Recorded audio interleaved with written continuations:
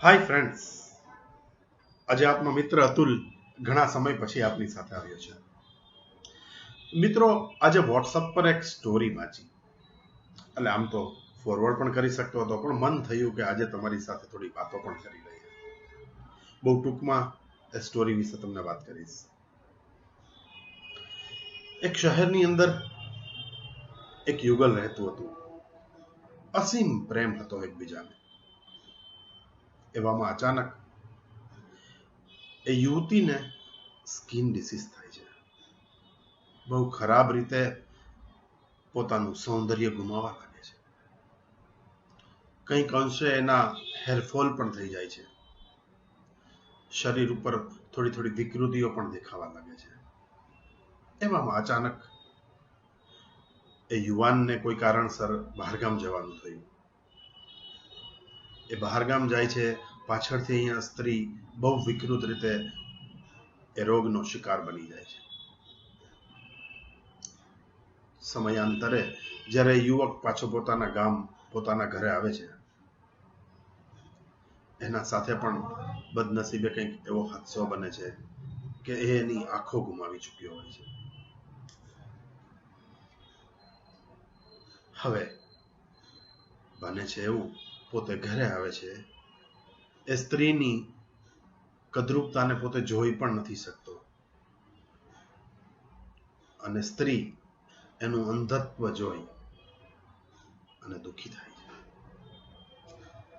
પણ સમયાંતરે બંને જણા ખુશી ખુશી પોતાની જિંદગીને જીવવા લાગે છે. સમય જાય છે, વર્ષો જાય છે. અચાનક એ સ્ત્રીનું દેહાંત થાય છે. મિત્રો એમની તમામ મરણોત્તર ક્રિયાઓ કરી અને પુરુષ એ જગ્યા રહેવા નથી માંગતો.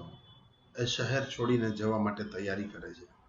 એવામાં અચાનક એમનો પડોશી એક મિત્ર એમને કહે છે કે ભાઈ, તને અહીંયા આટલા વર્ષો તારી પત્નીએ સાચવેલો છે. તારું આ અંધત્વ લઈને તું બહાર જઈશ, હેરાન થઈશ, અહીંયા જ રહી જા. ત્યારે પુરુષ એના તરફ મોઢું ફેરવી એની આંખોમાં આંખો નાખીને એને જવાબ આપે છે કે મિત્ર, હું પણ ક્યારેય અંધ હતો જ નહીં, પણ હું જાણતો હતો કે મારી પત્નીની મારી વહાલસોઈ પત્નીની આવી દુર્દશા હું જોઈશ તો મારી પત્ની બહુ દુઃખી થશે, અને મારી પત્નીના સુખ માટે થઈ અને મેં હંમેશા માટે અંધત્વ વહોરી લીધું હતું.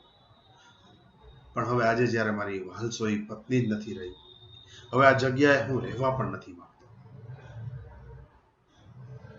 અને એ વ્યક્તિ એ શહેર છોડીને ચાલ્યો જાય છે.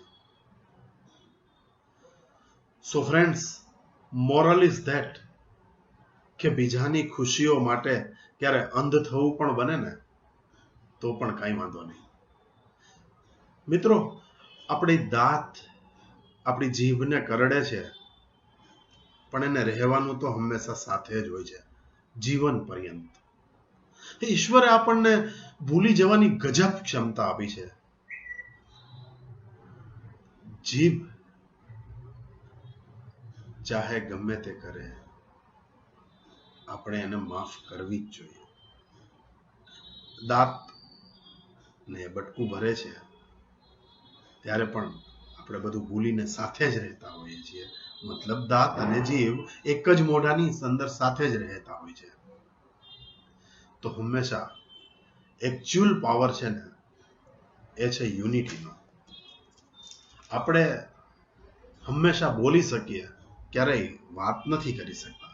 મતલબ એકલો માણસ બોલી શકે છે પણ વાતો નથી કરી શકતો.